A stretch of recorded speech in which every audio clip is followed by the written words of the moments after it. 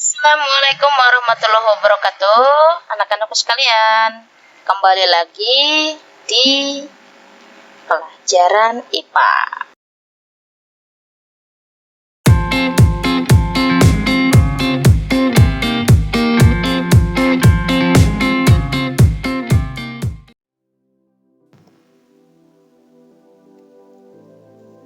Hari ini kita akan belajar materi baru, yaitu usaha dan daya. Usaha di sini berbeda dengan usaha pada kehidupan sehari-hari ya.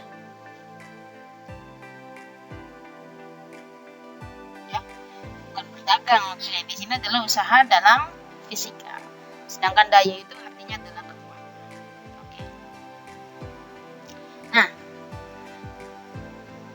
di sini sudah ada orang yang sedang berlari menaiki tangga, ya kan? Itu adalah contoh dari usaha. Untuk lebih memahami, mari kita mulai saja. Oke, kita mulai.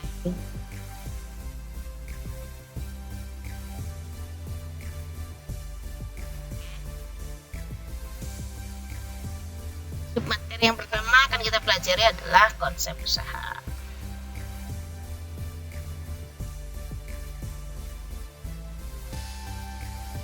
Nah, pada pembahasan kali ini kita akan mencoba menggabungkan materi dari usaha dengan materi daya yang pastinya terjadi pada kehidupan sehari-hari yang sering kita alami. Baik, langsung saja kita mulai dari pengertian usaha dulu ya. Nanti selanjutnya kita masuk ke daya karena sekarang masuk ke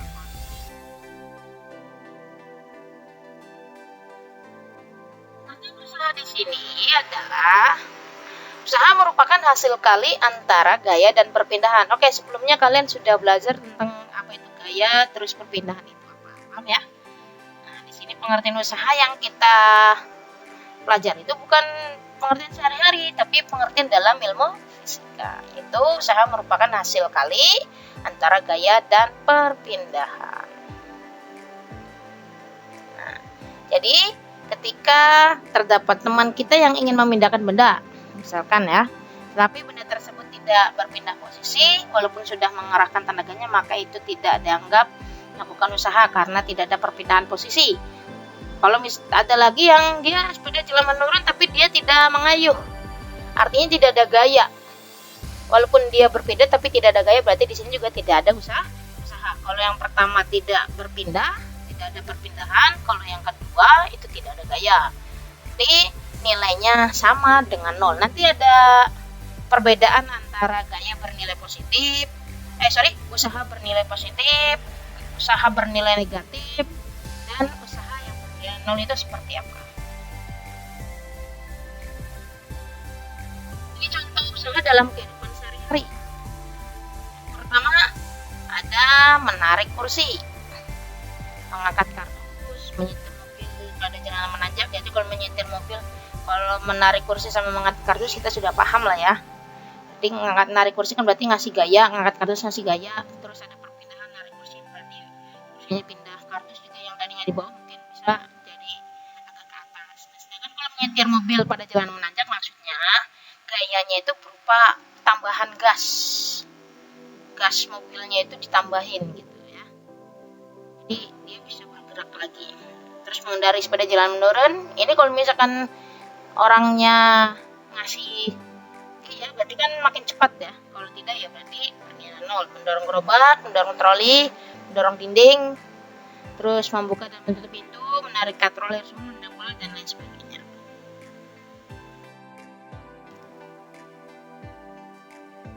Sekarang di usaha itu karena tadi sudah dalam pengertian ya, itu ada rumus. Karena tadi usaha itu adalah hasil kali antara gaya dengan perpindahan. Nah, di sini U itu usaha, F itu gaya, S itu perpindahan ya. Ini penurunan rumus dari Y sama dengan F kali S. Jadi ini keterangannya sudah saya jelaskan tadi. Ini biar lebih paham saja ya.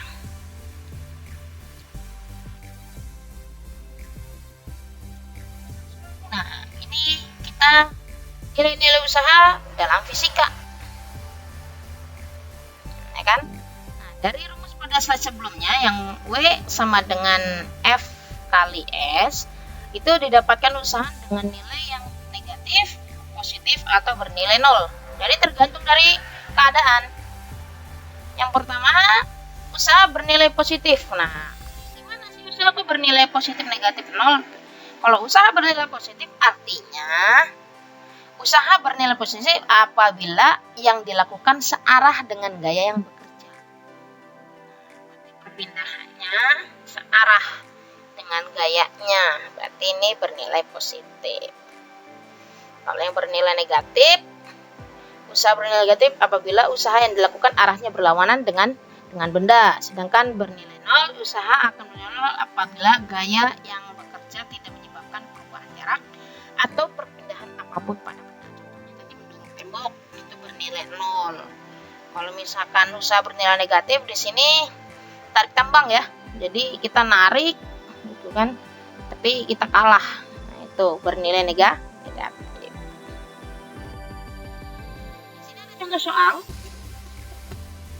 Di sini ada contoh soal. Nah, di sini hitunglah besar usaha yang dihasilkan dari soal seperti pada gambar. Soalnya seperti apa? Nah, jadi seperti ini.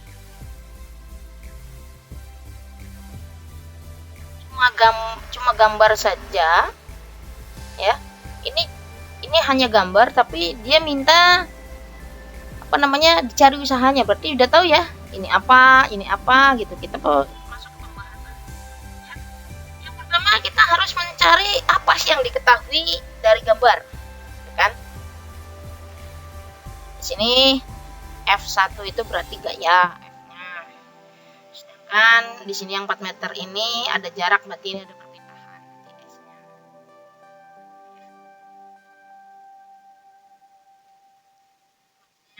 Kalau 4 meter itu jarak, tapi kalau misalkan dari benda 1 ke benda 2 namanya perpindahan. Gitu ya. Nah, terus kita tanyakan, apa yang ditanyakan? Karena di soal sudah mintanya itu usaha, berarti yang ditanyakan adalah W-nya. Gitu kan? Nah, bagaimana cara menjawabnya? Awalnya pakai rumus kan? W sama dengan F kali S. Berarti sama dengan 12 kali 4 sama dengan 48 joule. Ingat, satuannya harus jelas. Berarti kalau Newton itu adalah gaya, kalau meter itu adalah perpindahannya. Sedangkan kalau joule itu adalah nilai dari usaha, satuan dari usahanya. Jadi hati-hati kalau misalkan memasukkan rumus terus memasukkan satuan, jangan asal ya. Karena bisa salah.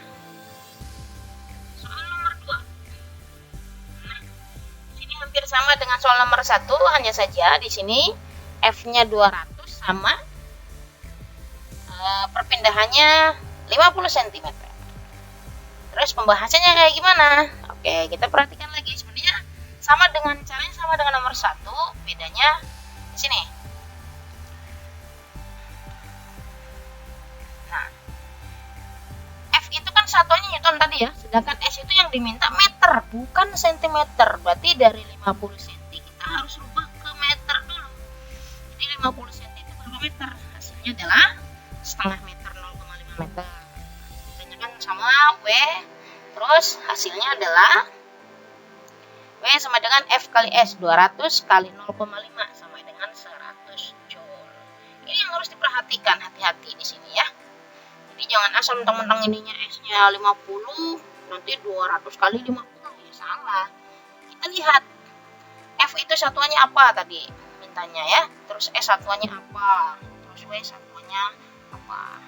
Oke ya.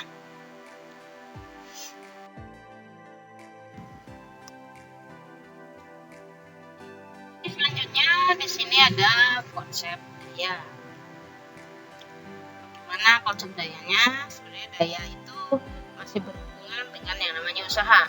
Oke, kita masuk ke materi.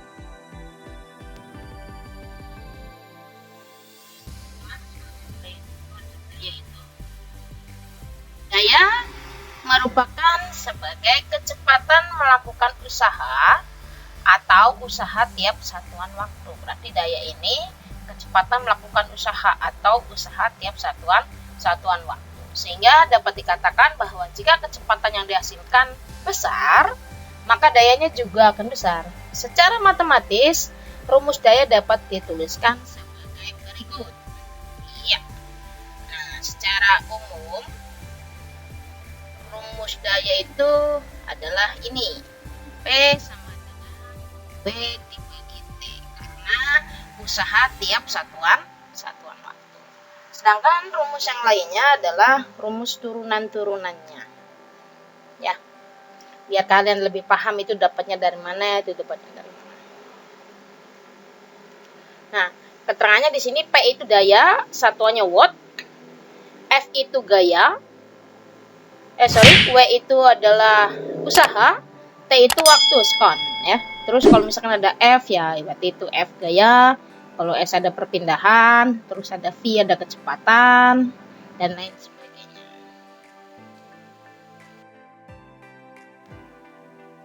Nah, kita langsung masuk ke contoh soal. Ya. Hitunglah besar daya dari soal berikut. Berarti kita mencari daya di sini ya. Soal yang pertama, sebuah mobil didorong dengan gaya 45 Newton dan berpindah sejauh 10 meter dalam waktu 5 detik. Gaya yang digunakan untuk mendorong mobil tersebut sebesar berapa? Nah, ini orang lagi mendorong mobilnya ya. Di sini ada gaya, terus ada perpindahan, terus di sini ada waktu. Bagaimana cara menjawabnya? Perhatikan pembahasan berikut. Nah, pertama yang diketahui di sini ada gaya, berarti F-nya 45 nih ya, F45. Terus S-nya 10. Terus waktunya 5 sekon. Yang ditanyakan adalah karena daya berarti P-nya. Power dari sini ya. Seperti biasa. Terus P sama dengan W per T. W itu tadi kita sudah tahu bahwa F dikali S. Karena ada per T berarti di sini per T. Ininya itu F kali S itu W-nya sendiri. Sedangkan yang di bawah itu ya dari sini gitu ya. Jadi 45, F-nya 45, S-nya 10, T-nya 5. 45 kali 10 dibagi 5. Berarti kalau misalkan kita bisa coret atau yang ini, berarti kalau yang 10 bagi 5 berarti 2 kali 45 hasilnya adalah 90 watt. Atau 45 dibagi 5, 9 kali 10 sama 90 watt juga. Jadi seperti itu cara mengerjakannya. Soal selanjutnya di sini. Nah, sini ada suatu gambar. Seseorang sedang menarik sebuah benda dengan arah seperti pada gambar. Nah, berarti ini gambarnya di sini. Ya, pada saat menarik, ia memerlukan waktu selama 3 detik. Nah, berarti di sini kita sudah dapat 3 ya. 1, 2, 3 sama kayak ini. 1, 2, 3. Berarti sudah dapat 3 variabel. Jadi kita sudah bisa mengerjakan. Yang diminta daya juga. Rasanya sama diketahui F-nya. Di sini F-nya sudah jelas, terus perpindahannya ada, waktunya juga ada. Sehingga cara menjawabnya P sama dengan W per T biasa. F kali S per T. Nah, F-nya 12, S-nya 4 dibagi T-nya 3. Nah, 4 bagi 3 kan nggak bisa, berarti yang 12 ya dibagi 3. 12 bagi 3, 4. 4 kali 4 hasilnya adalah 16 watt. Jadi itu cara mengerjakan untuk soal daya. Oke, selanjutnya penerapan daya dalam kehidupan sehari-hari. Sebenarnya ini kalau penerapan daya dalam kehidupan sehari-hari ini gabungan antara usaha dengan daya. Sebenarnya daya juga dari usaha gitu kan. Tapi kalau misalkan di sini usahanya dalam bentuk apa? Sebenarnya usaha kan satuannya joule ya. Berarti itu usaha itu salah satu bentuk energi. Energi seperti apa? Tergantung dari kondisi. Ya. Sini penerapan daya sering terjadi dalam kehidupan di mana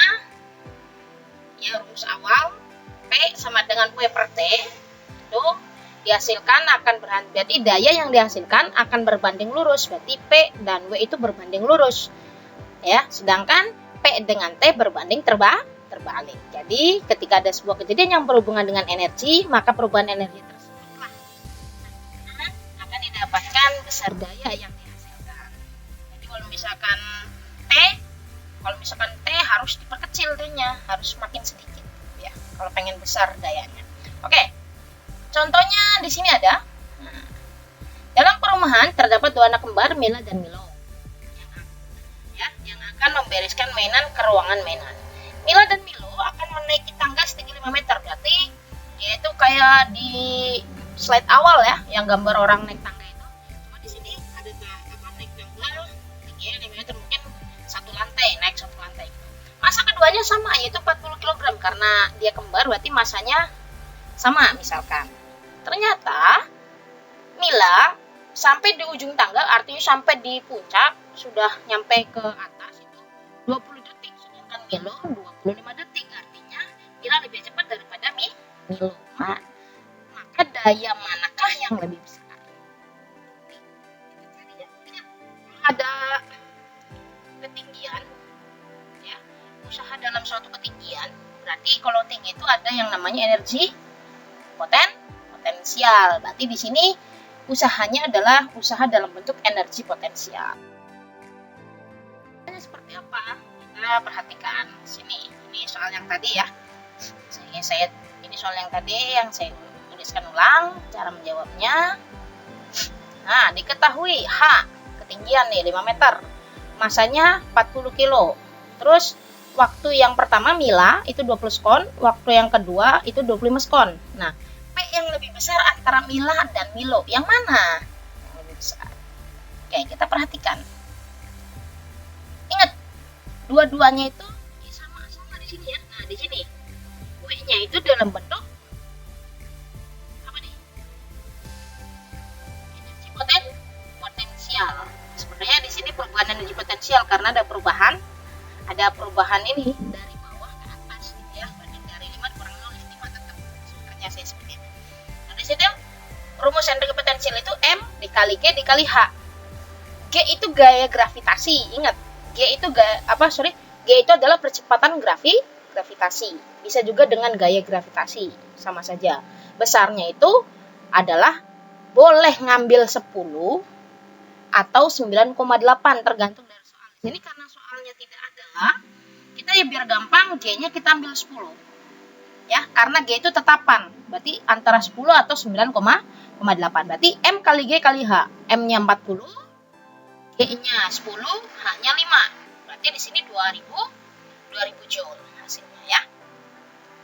Nah, selanjutnya setelah W-nya didapat, berarti sini kan ada T kan. Berarti yang dicari P-nya.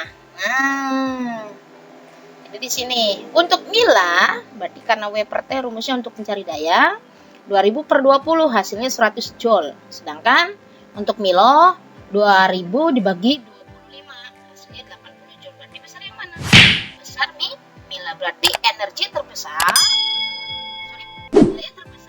itu adanya di Mila. Kalau energinya sama. Nah, di sini ada konversi nilai. Ya. Di sini kalau misalkan konversi nilai daya itu yang pertama ada horsepower. Horsepower itu artinya HP. Jadi kalau di dalam mobil-mobil itu loh, HP bukan handphone ya, tapi horsepower. Jadi misalkan mobil kecepatannya 2000 HP. Jadi 2000 horsepower, tenaga kuda, horsepower kita tenaga kuda. Ini artinya tenaga kuda yang biasanya di kendaraan. Jadi 1 HP sama dengan 746 watt. Ya. Yang ketiga, 1 joule itu sama dengan 10 pangkat 7 gram cm kuadrat per sekon kuadrat atau 10 pangkat 7 ERG. Sini mungkin saya ERG lupa ya apa energi gitu ya. Ini seperti itu. Oke.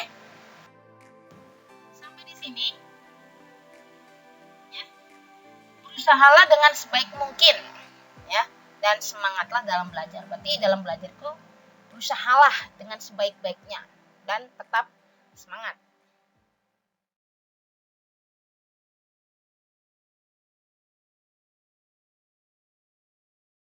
Oke anak-anak, pelajaran hari ini kita sudahi sampai di sini saja ya. Kita berjumpa lagi di lain kesempatan. Sampai jumpa. Saya akhiri sampai di sini pembelajaran kita. Assalamualaikum warahmatullahi wabarakatuh. Oke, semangat dalam belajar. Sampai bertemu kembali. Dadah.